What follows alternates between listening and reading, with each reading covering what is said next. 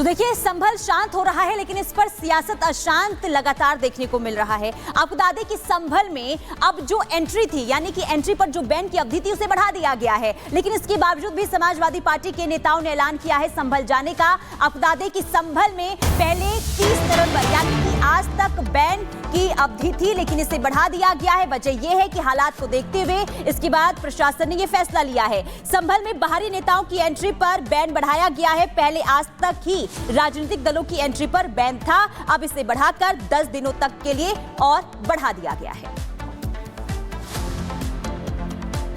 तो संभल अभी इस समय शांत है, लेकिन समाजवादी पार्टी अशांत क्यों नजर आ रही है यहाँ पर? क्योंकि अखिलेश यादव लगातार अपने नेताओं को वहां भेजना चाहते हैं। क्यों, ये आपको बताते हैं। देखिए, समाजवादी पार्टी के 15 सदस्यीय डेलीगेशन का संभल जाने का ऐलान किया गया है।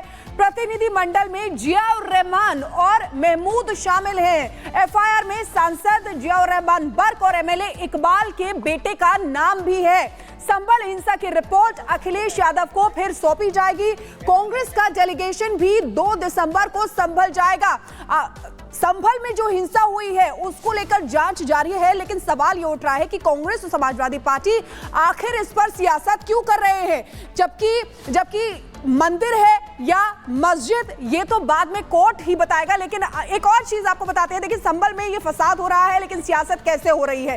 समाजवादी पार्टी का डेलीगेशन जो लगातार जाने के लिए तैयार है, उस डेलीगेशन में कौन कौन है ये आपको बता देते हैं। नेता प्रतिपक्ष माता प्रसाद पांडे, जिनके नेतृत्व में वहां पर डेलीगेशन जाएगा, लाल बिहारी यादव, श्याम लाल पाल, हरेंद्र मलिक और रुचि वीरा, ये वो लोग हैं जो वहां पर पहुंचेंगे। लेकिन इकरा हसन, जियाउर रहमान बर्क, जिस पर सभी की निगाहें हैं, जिनका एफआईआर में नाम है, ये भी उस डेलीगेशन में शामिल हैं। नीरज मौर्य, कमाल अख्तर, रविदास मेहरोत्रा, ये तमाम वो लोग हैं। नवाब इकबाल महमूद, जिनके बेटे का नाम है, पिंकी सिंह यादव, असगर अली अंसारी, जयवीर सिंह यादव। संजय प्रसाद ने कहा कि साहब वहाँ आप न जाइए, वहाँ अभी स्थिति बदल सकती है। तो नहीं भाई, आप तो 30 तक लगाए थे, अब पहली कहेगी नहीं। फिर वहाँ के डीएम का टेलीफोन आया कि साहब ना आइए, संभल का कि वो हम लोगों ने 10 तारीख तक इसे बढ़ा दिया है, अब 10 तारीख तक नहीं आए ना आए। तो ठीक है।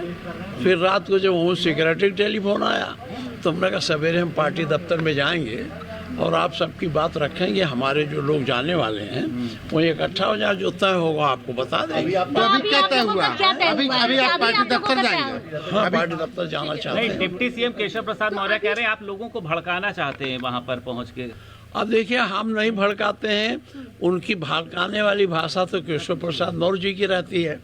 और अगर वहाँ प्रेस जा सकता है, प्रेस के लोग जा सकते हैं, वो बात जो प्रेस बताती है वहाँ, वो बात अगर हम कहते हैं तो कैसे लोग भड़क जाएंगे। तो घर छावनी में आप लोगों ने अखिलेश यादव को बताया कि आप लोग तब भी जाएंगे अगर जैसे मान लीजिए पार्टी नेतृत्व। देखिए, इनका तरीका ये है, इनको एक नोटिस देनी चाहिए हमको कि आप नहीं जाएंगे। तो इन्होंने न तो कोई नोटिस दिया, केवल पुलिस लगा दिया। बहराइच जाना था तो बहराइच डीएम ने बाकायदे एक नोटिस जारी किया था मेरे नाम से कि ये परिस्थितियां आप बने ना आ सकते। तो इन्होंने तो कुछ किया नहीं। अभी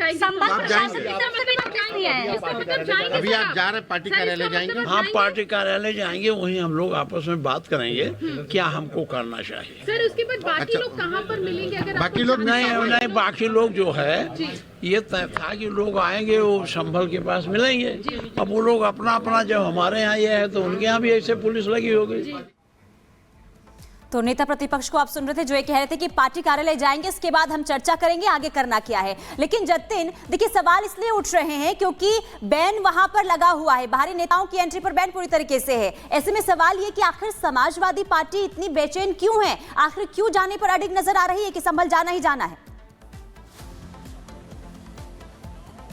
आज बिल्कुल देखिए, इसके लिए क्रोनोलॉजी को समझना बहुत जरूरी होगा। संभल क्योंकि मौजूदा सांसद समाजवादी पार्टी के, लेकिन दुर्भाग्य सरकार संविधान पर विश्वास नहीं करती, इस नाते सारे मौलिक अधिकारों को भी उसको भी पालन करने नहीं देना चाहती।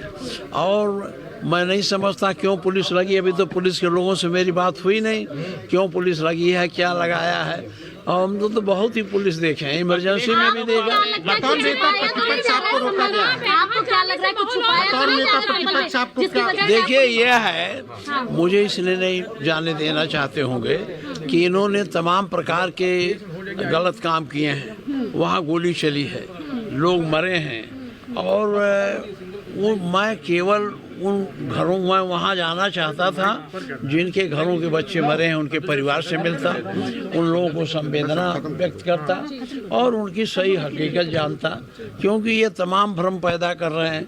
ये पैदा कर रहे हैं कि हम जो है ये अपने आपस में लड़के मरे हैं। कहीं कोई कुछ कहता तो सत्यता का पता लग जाता कि हकीकत क्या है, इसीलिए मैं वहाँ जाना चाहता। अब अगली रणनीति क्या होगी? अब अगली रणनीति आपको अभी थोड़ी देर में पता चल जाएगी। सर, आज आपको जाना था, अभी आने से पहले पुलिस लगा दी गई है, अब आगे। और एक बार फिर जतिन के पास चलते हैं। जतिन, देखिए माता प्रसाद को हम सुन रहे हैं जो ये कह रहे हैं कि आगे की रणनीति क्या है हम वो आपको आगे बताएंगे, और ये भी कहते हुए नजर आए कि आखिर हम संभल क्यों नहीं जा सकते, हमें नोटिस देते तो हम नहीं जाते। लेकिन नोटिस देने की जरूरत आखिर क्या है? जो संभल में स्थिति बनी हुई है उसे देखकर वो खुद समझ सकते हैं कि अभी वहां पर जाना सही नहीं है, क्योंकि प्रशासन बार बार कह रहा है कि अगर बाहर से कोई आता है तो स्थिति वहां पर बिगड़ सकती है। आज बिल्कुल देखिए, नोटिस नहीं मिला ये कोई तर्क नहीं है, और वो अपनी बातों में खुद बोल रहे हैं कि संभल के डीएम ने खुद फोन किया रात में और बताया कि 10 दिन का एक्सटेंशन कर दिया गया है, माहौल खराब है, आप अभी मत आइए, और वो एडवाइस कर रहे थे, अनुरोध कर रहे थे। तो कहीं ना कहीं डीएम खुद जब पर्सनली आपको फोन करके तमाम बातें बोल रहा है तो नोटिस की इसमें कुछ खास जरूरत नहीं पड़ती। हालांकि अब वो पार्टी दफ्तर जाएंगे और वहां पर अपने नेताओं से मिलेंगे, जो डेलीगेशन उनसे बातचीत होगी और जो फैसला लिया जाएगा वो सबके सामने रखेंगे। लेकिन सबसे बड़ा सवाल ये कि समाजवादी पार्टी को आखिरकार क्यों आना है यहाँ पर? वो इसलिए भी आना है क्योंकि समाजवादी पार्टी के मौजूदा सांसद। बिल्कुल जतिन, बड़ी बात आप कह रहे हैं। देखिए सवाल यही उठता है कि आखिर वहां जाने की जरूरत क्या है? माहौल बिगड़ा हुआ है, लेकिन फिर भी माता प्रसाद पांडे जो वहां जाने की जिद पर अड़े हुए हैं। आगे बढ़ेंगे और आगे देखेंगे जिंदा सबूत, मंदिर कबूल।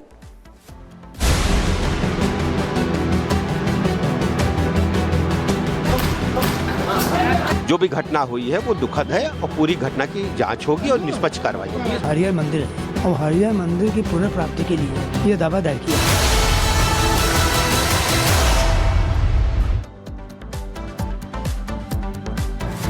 और इसी बीच एक बड़ी खबर आ रही है, आपको बता दें कि संभल विवाद को लेकर हिंदू पक्ष अब इलाहाबाद हाईकोर्ट पहुंचा है। ये बड़ी खबर आपको बता रहे हैं। किस तरीके से इस पर जांच चल रही है, लेकिन संभल विवाद पर इलाहाबाद हाईकोर्ट पहुंचा है हिंदू पक्ष। तो ये बड़ी खबर आपको बता रहे हैं, हिंदू पक्ष जो इलाहाबाद हाईकोर्ट पहुंचा है। मंदिर मस्जिद केस को लेकर कैविएट दाखिल किया है। सर्वे मामले को लेकर 2 याचिकाकर्ता हाईकोर्ट पहुंचे हैं। सर्वे को लेकर पक्ष सुने जाने के लिए ये याचिका दी गई है।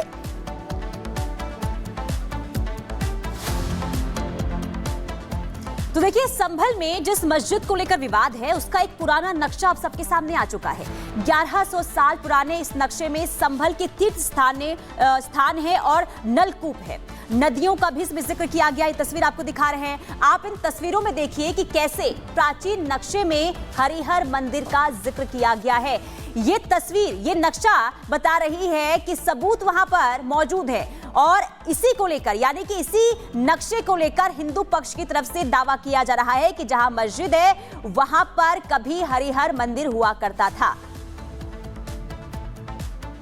तो देखिए हिंदू पक्ष की तरफ से ये दावा किया जा रहा है कि यह हरिहर मंदिर है। अब आपको बता दें कि इसी विवाद में एक और नया विवाद हो गया है, कुएं का विवाद। और ये तमाम वो कूप हैं जो ये नक्शा मिला है उसमें आपको दिखा रहे हैं। देखिए ये जो है ये वायु कूप है, शनिक कूप है, विष्णु कूप है, कल्की मंदिर यहाँ पर ये आपको दिखाई दे रहा होगा कि बना हुआ है। हवन कुंड यहाँ पर बना हुआ है, ये आपको एरो के जरिए दिखाई दे रहा होगा। हरि मंदिर जो है वो ये लिखा हुआ भी है यहाँ पर, हरि मंदिर। ये नक्शा बनाया गया है जिसमें साफ साफ देखा जा सकता है। और इसी के जस्ट बगल में यहाँ पर ये देखिए, यहाँ पर दिख रहा होगा यज्ञ कूप है, हवन कुंड ये बना हुआ है, बिल्कुल उसी तरीके से बना हुआ है जैसा कि हवन कुंड होता है जहां पर यज्ञ किया जाता है। वहीं ये आपको दिखाई दे रहा होगा सूर्य कुंड। और अब ये दूसरी तस्वीर आपको दिखा रहे हैं, ये देखिए ये नक्शा एक आपको दिखाते हैं, हरि मंदिर यहाँ पर बना हुआ। ये देखिए ये मंदिर आपको नजर आ रहा होगा जिसपे हरि मंदिर लिखा हुआ है। हवन कुंड ये हम आपको दिखा रहे हैं, ये हवन कुंड की तरह से बना हुआ है। ये यज्ञ कुंड है, यानी कि अगर जो हिंदू पद्धति से अगर पूजा होती है, यज्ञ होता है, तो वहां इसी तरीके का यज्ञ कुंड जो है बनाया जाता है और इसीलिए इसको यज्ञ कूप कहा गया है। सूर्य कुंड आपको दिखा रहे हैं, ये सूर्य कुंड है। तो ये तमाम वो चीजें हैं वो निकलकर सामने आ रही है। यहाँ भगीरथी देखिए लिखा हुआ है, शिव मंदिर यहाँ पर बना हुआ है। ये मंदिर की शेप में आप देख सकते हैं कि जो हिंदू मंदिर होते हैं वो इसी तरीके के होते हैं, और इसमें एरो के जरिए आपको दिखा रहे हैं इसका ऊपर का हिस्सा जो है वो शिव मंदिर की तरह है, इसलिए इसको शिव मंदिर इस नक्शे में बताया गया है। इधर अगर चलेंगे तो देखिए ये विष्णु कुंड है, यहाँ पर भी कूप है, विष्णु कुंड जो बनाया गया है। तो ये मैप के जरिए आपको बता रहे हैं कि किस तरीके से हरिहर मंदिर होने का दावा किया जा रहा है। तो देखिए जिस मस्जिद को लेकर संग्राम छिड़ा हुआ है जरा वो हम आपको समझाते हैं। देखिए ये अभी मौजूदा मस्जिद है, उसी को लेकर यहाँ पर हिंदू पक्ष का दावा है कि पहले यहाँ पर मंदिर हुआ करता था। अब ये नक्शा हम आपको दिखा रहे हैं, इस नक्शे से ही सबूत मिल रहे हैं और यही नक्शे का दावा जो है हिंदू पक्ष की तरफ से किया जा रहा है कि यहाँ पर मंदिर था, पहले यहाँ पर मंदिर हुआ करती थी। ये कहा जा रहा है हिंदू पक्ष की तरफ से। ये मौजूदा मस्जिद और हिंदू पक्ष का ये दावा है कि ये मस्जिद नहीं बल्कि यहाँ पर हरिहर मंदिर हुआ करता था। और ये जो सबूत लगातार सामने आ रहे हैं इससे कई सवाल उठ रहे हैं और इसी को लेकर आपको पूरी रिपोर्ट भी दिखाते हैं किस तरीके से अब मस्जिद और मंदिर को लेकर संग्राम बना हुआ है।